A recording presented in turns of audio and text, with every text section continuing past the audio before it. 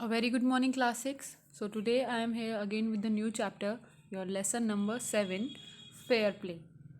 This story tells us about friendship and enmity. यानी कि ये जो स्टोरी है, इसमें जो आपको चैप्टर में स्टोरी दी गई है, ये फ्रेंडशिप और दुश्मनी यानी कि शत्रुता दोनों चीज़ों के बारे में बताया गया है कि क्या चीज़ सही है दोस्ती में और क्या चीज़ गलत है।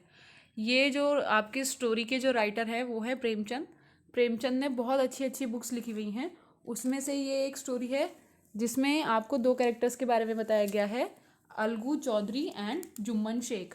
ठीक है, कि दो मेन कैरेक्टर्स हैं इस चैप्टर में और इनकी फ्रेंडशिप के बारे में, इनके फ्रेंडशिप के बॉन्ड के बारे में बताया गया है, कैसे इन दोनों में बीच में लड़ाई हो जाती है, किस तरीके से फिर वो आपस में एक दूसरे को दोबारा फ्रेंडशिप उनकी और गहरी हो जाती है। ठीक है, so now let's start with the chapter fair play part 1। इसमें 2-3 पार्ट्स हैं, तो ये इसका पहला पार्ट है। Part 1। Jumman Sheikh and Algu Chaudhary were good friends. So strong was their bond of friendship that when either of them went away from the village, the other looked after his family. Both were greatly respected in the village. जो जुम्मन शेख और अलगू चौधरी थे वो बहुत ही अच्छे दोस्त हुआ करते थे और उन दोनों की फ्रेंडशिप का बॉन्ड इतना गहरा था कि दोनों में से अगर कोई भी एक गांव से बाहर चला जाता था किसी भी काम से, तो जो दूसरा पर्सन जो रह जाता था गांव में, वो उसकी फैमिली की टेक केयर करता था, देखभाल करता था। इन दोनों में इतना गहरा बॉन्ड था। Second, Jumman had an old aunt who had some property. This she transferred to him on the understanding that she would stay with him and he would look after her. जो जुम्मन है, जुम्मन शेख, उसकी एक बूढ़ी आंटी थी जो कि उनके पास कुछ प्रॉपर्टी हुआ करती थी, प्रॉपर्टी थी उनके पास। वो प्रॉपर्टी उन्होंने जुम्मन को ट्रांसफ़र कर दी थी, ये सोच समझ के कि जुम्मन ही है मेरा इकलौता और अगर मैं जुम्मन को अपनी प्रॉपर्टी ट्रांसफ़र कर देती हूँ तो ये मेरी देखभाल करेगा। The arrangement worked well for a couple of years. Then the situation changed. Jumman and his family were tired of the old relative. जो अरेंजमेंट है उस अरेंजमेंट के अकॉर्डिंग जो कुछ जो ये मैनेजमेंट बिठाया गया था कि आपको ये मतलब जुम्मन को ये जो प्रॉपर्टी दी गई थी उसके अकॉर्डिंग जुम्मन ने उसका कुछ सालों तक तो ध्यान रखा, कुछ सालों तक ठीक रहा, लेकिन उसके बाद जो जुम्मन और उसकी फैमिली है वो उस ओल्ड लेडी से तंग आने लगे। Jumman became as indifferent to her as his wife who grudged even the little food that the old lady wanted every day. जो जुम्मन है और उसकी वाइफ है वो बहुत डिफरेंट हो गए थे। वो बिल्कुल भी उन्होंने मतलब एक तरीके से इनडिफरेंट मीन्स है कि उन्होंने अपना इंटरेस्ट खो दिया था उससे और मतलब केयर ही नहीं करते थे, उनकी केयर करनी बंद कर दी थी आंटी की, जिन्होंने अपनी प्रॉपर्टी सारी जुम्मन को ट्रांसफ़र करी थी और उनके खाने के लिए छोटी छोटी बातों पर डेली लड़ा करते थे। मतलब खाना देने तक में भी उनको बहुत ज़्यादा खुशी नहीं मिलती थी, बहुत ज़्यादा चिड़चिड़े हो जाते थे, लड़ते थे। She swallowed these insult along with her food for a few months. वो घूंट पी जाती थी खाने के साथ साथ उनकी बेइज्जती का भी, पर वो चुप रहती थी और वो कुछ नहीं बोलती थी, बेचारी चुप लगा जाती थी। लेकिन जो but patience has its limit, but जो पेशेंट होता है, पेशेंस होता है, धैर्य होता है, उसकी भी एक लिमिट होती है हर एक इंसान में। जब वो क्रॉस हो जाती है तो आदमी एक ना एक दिन बोल ही पड़ता है।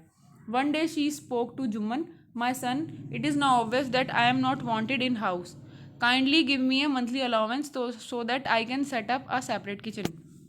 तो एक दिन उसकी चुप्पी टूट ही जाती है और वो जुम्मन से इस बारे में बात करती है कि देखो अब मुझे समझ में आ गया है कि अब मुझे इस घर में कोई नहीं चाहता है, तो तुम एक काम करो, मैंने जैसे तुम्हारे को अपनी प्रॉपर्टी तुम्हारे नाम कर दी थी सारी अपनी, तो तुम मेरा एक मंथली खर्चा बांध दो, मंथली अलाउंस बांध दो, महीने का खर्चा बांध दो, जिससे कि मैं अपनी अलग ही किचन रख लूँ और अपना खुद बनाऊँ और खुद खाऊँ।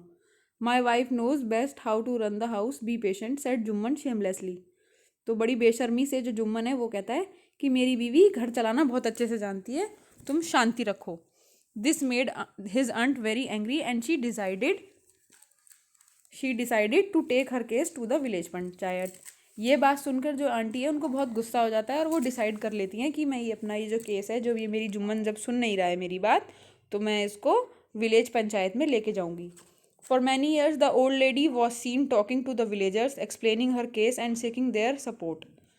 जो कई दिनों तक जो है ओल्ड लेडी का जो केस है वो एक्सप्लेन हुआ और वो लोगों के सपोर्ट में घूमती रही। Some sympathised with her, other laughed at her and few others advised her to make it up with her nephew and his wife.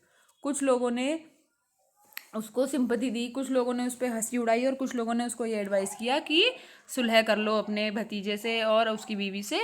Eight last she came to Algu Chaudhary and spoke to him.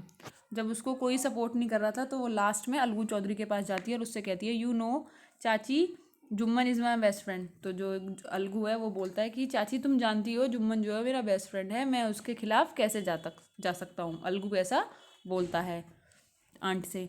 But it is right my son to keep mum and not to say what you considered just and fair. तो वो बोलती हैं aunt कि क्या ये सही होगा कि तुम सब कुछ जानते हुए भी कि क्या सही है क्या गलत है फिर भी चुप रहोगे। वो उससे रिक्वेस्ट करती है कि तुम्हें सच नहीं बोलना चाहिए। Come to the panchayat and speak the truth. तुम पंचायत में आओ और सच बोलो क्योंकि तुम सब कुछ जानते हो। शी सेड, उन्होंने कहा, आंटी ने। Algu didn't reply but her words keep ringing in her years. Algu ने कोई जवाब नहीं दिया लेकिन वो चुपचाप उनकी बातें सब सुनते रहे। Now part 2। The panchayat was held the same evening under a old banyan tree. जो पंचायत है वो उसी सेम ओल्ड बैनियन ट्री के अंडर हो रही थी जहाँ पे हर बार हुआ करती थी। The voice of panch is the voice of God. ऐसा वहाँ माना जाता था कि जो आवाज़ पंच की होती है वो भगवान की आवाज़ होती है। जैसा वो कह दे वो एक तरीके से भगवान की आवाज़ ही होती है। Let my aunt nominate the head panch. So aunty को डिसाइड करने दो कि उनका जो पंच का हेड है वो कौन हो और उनका डिसीजन सब मानेंगे, सबको एक्सेप्ट करना पड़ेगा। I will abide her decision by her decision. तो वो कहते हैं कि हम आपका डिसीजन जो है एक्सेप्ट कर लेंगे। The panch knows neither friend nor enemy. जो पंच है ना तो वो दोस्ती जानता है ना वो दुश्मनी जानता है। What do you say to Algu Chaudhary, the old lady announce. तो फिर तुम अलगू चौधरी के बारे में क्या कहना चाहोगे। मैं तो अपना अलगू चौधरी को पंच का हेड अनाउंस करती हूँ। Fine, replied Jumman hiding his joy over the unexpected piece of luck. अब जुम्मन को तो पता ही नहीं था कि अलगू चौधरी क्या करेगा क्या नहीं करेगा। वो तो सोचता है कि जुम्मन तो मेरा बहुत अच्छा, अलगू तो मेरा बहुत अच्छा दोस्त है, ये तो मेरे खिलाफ जाएगा ही नहीं। तो वो मनी मन में खुश होता रहता है, कहता है हाँ ठीक है मुझे कोई दिक्कत नहीं है। I know that, replied the aunt, but I also know that you will not kill your conscience for the sake of friendship. और जो आंटी है वो बोलती हैं, हाँ मुझे पता है वो तुम्हारा दोस्त है लेकिन मुझे ये भी मालूम है कि वो अपने मॉरल वैल्यूज़ नहीं खोएगा दोस्ती के नाम पर। वो उसे पता है क्या सही है और क्या गलत है। वो सही गलत में सही को ही चुनेगा, दोस्ती नहीं चुनेगा। God lives in the heart of the panch and his voice is the voice of God. वही बात जो जैसे सब लोग कहते थे उस गांव में कि जो गॉड है वो पंच के हार्ट में रहता है और जो उसकी आवाज़ होती है वही गॉड की आवाज़ होती है। And the old lady explain her case. और जो ओल्ड लेडी है फिर वो पंच के आगे अपना केस एक्सप्लेन करने लगती है। Jumman said Algu, you and I are old friends. Your aunt is as dear to me as you. Now I am a punch and you and your aunt are equal before me. What have you to say in your defense? तो जुम्मन जो है अलगू कहता है जुम्मन से, जुम्मन तुम और मैं पुराने दोस्त हैं और मेरे लिए आंटी उतनी ही प्यारी हैं जितनी तुम्हारे लिए है, लेकिन अब मैं पंच बन गया हूँ तो मेरे लिए तुम अब भी दोनों इक्वल हो। उससे पहले मैं अपना फैसला सुनाऊँ, क्या तुम कुछ डिफेंस में कहना चाहोगे। तो 3 years एगो बिगिन जुम्मन। जुम्मन कहता है 3 साल पहले my aunt transfer her property to me. I promise to support her as long as she lived. उन्होंने मेरे को प्रॉपर्टी ट्रांसफ़र करी थी। जुम्मन ये बातें अलगू चौधरी से कह रहा है कि उन्होंने मेरे को अपनी प्रॉपर्टी ट्रांसफ़र करी थी और प्रॉमिस किया था मैंने इनको कि जब तक ये ज़िंदा रहेंगी मैं इनकी देखभाल करूँगा। I have done all I could. मैं जितना कर सकता था मैं इनके लिए करता हूँ या मैं करता था। There have been a couple of quarrels between my wife and her but I can't stop it now. लेकिन काफ़ी टाइम से इन दोनों के झगड़े बढ़ते जा रहे हैं, मेरी और मेरी इनकी बीवी के बीच, लेकिन मैं इनका कुछ कर नहीं सका, मैं इन्हें रोक नहीं पाया। Now my aunt is claiming a monthly allowance for me, this is not possible, that's all I have to say. और अब इस बात पे उनकी लड़ाइयों की वजह से जो आंटी हैं वो अपना मंथली खर्चा मांग रही हैं, मंथली अलाउंस मांग रही हैं जिससे अपनी सेपरेट किचन बना सकें, जो कि मेरे लिए पॉसिबल नहीं है। मैं इन्हें महीने का खर्चा अलग से नहीं दे सकता। मैं बस यही कहना चाहता हूँ। Jumman was cross-examined by Algu and others. Then Algu announced, "We have gone into the matter carefully. In our opinion, Jumman must pay his aunt a monthly allowance, or else property goes back to her. तो जो अलगू चौधरी है वो उस matter को cross examine करते हैं और ध्यान से उस मैटर को सुन के समझ के ये बोलते हैं कि मैं इस मैटर में केयरफुली जा चुका हूँ और अब मेरा ओपिनियन ये है कि जुम्मन को या तो मंथली अलाउंस पे करना चाहिए या फिर उनकी प्रॉपर्टी उनको वापस कर देनी चाहिए। Now the true friends were seldom seen together. अब इन बातों की वजह से जो दोनों दोस्त थे अलगू और जुम्मन वो बहुत कभी कभी ही दिखते थे। The bond of friendship between them was broken. जो उनकी फ्रेंडशिप का जो बॉन्ड था वो टूट चुका था, अब इतना स्ट्रांग नहीं रहा था। In fact Jumman was Alagu's enemy and wanted his revenge. अब जो है जुम्मन जो है वो अलगू का एक तरीके से दो दुश्मन बन चुका था और वो अपना बदला चाहता था। Now part 3। Day passed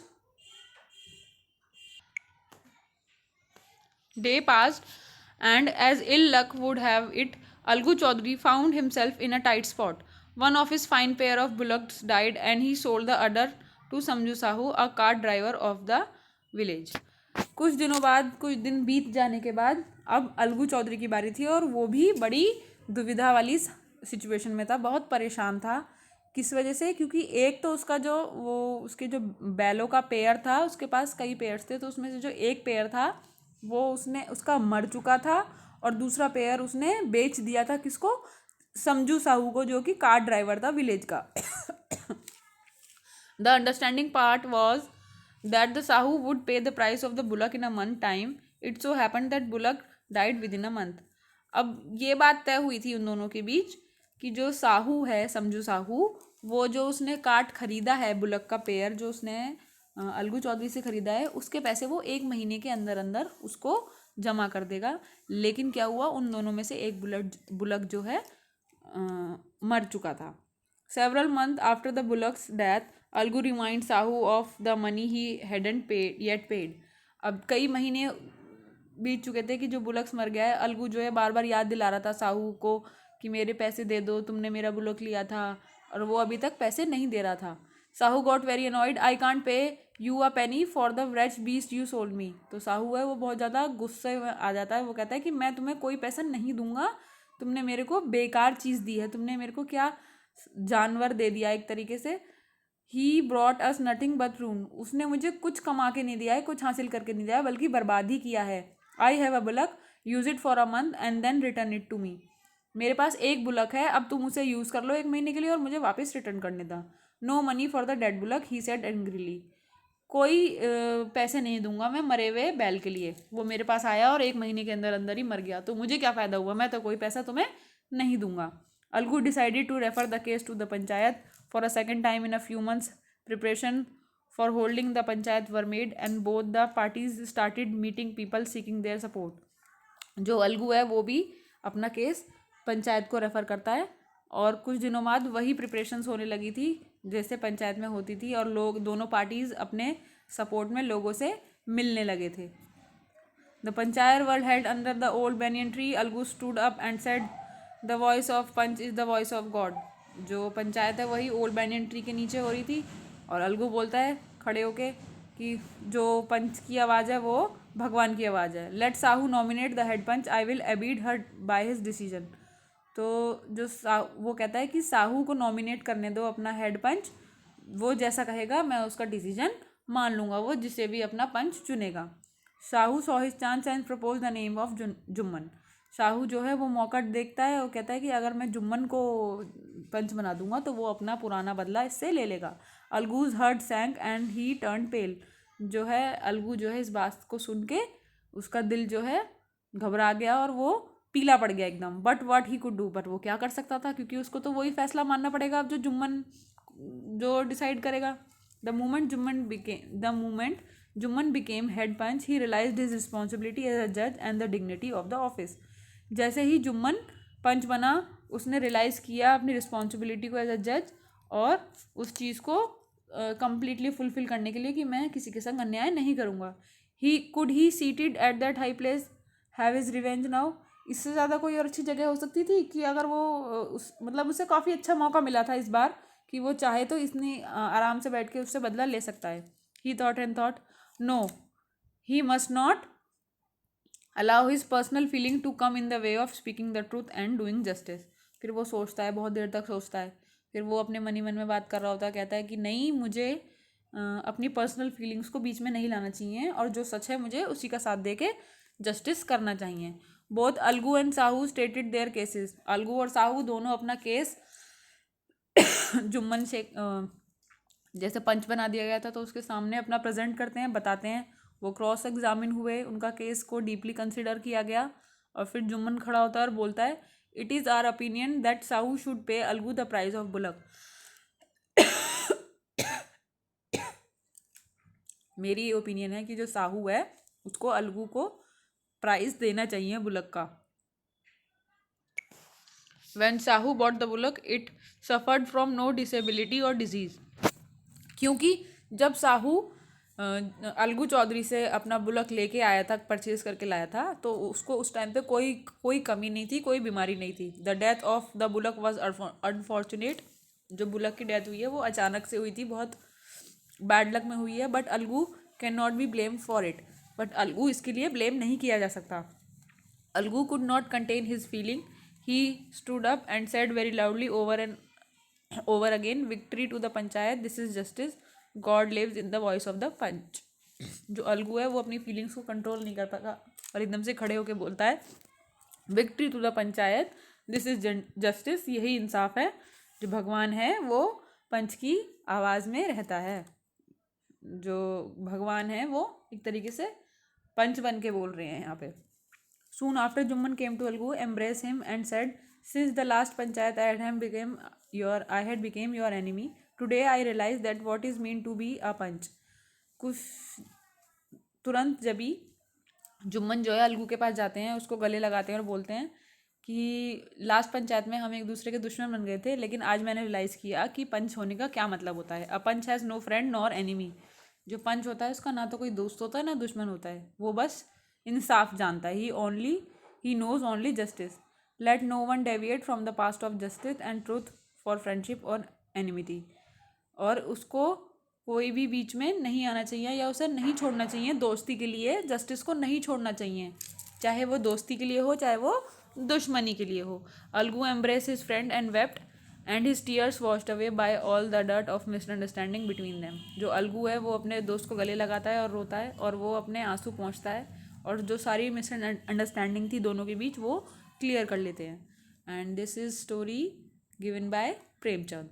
okay, तो काफ़ी अच्छी स्टोरी है। आप लोगों ने क्या सीखने को मिला कि जो जस्टिस है उसके सामने ना तो हमें अपनी दोस्ती देखनी चाहिए ना ही दुश्मनी देखनी चाहिए। हमें अपना जो जस्टिस है किसी के भी केस के अगेंस्ट बिल्कुल क्लियर रखना चाहिए और ट्रूथफुल होना चाहिए वो हमारा केस का justice. Okay, so now your chapter is over now. I hope you are clear with the chapters, and tomorrow you have to read out this chapter very carefully. After that I will give you word meanings and question answers. Okay class, so good luck, bye bye, take care.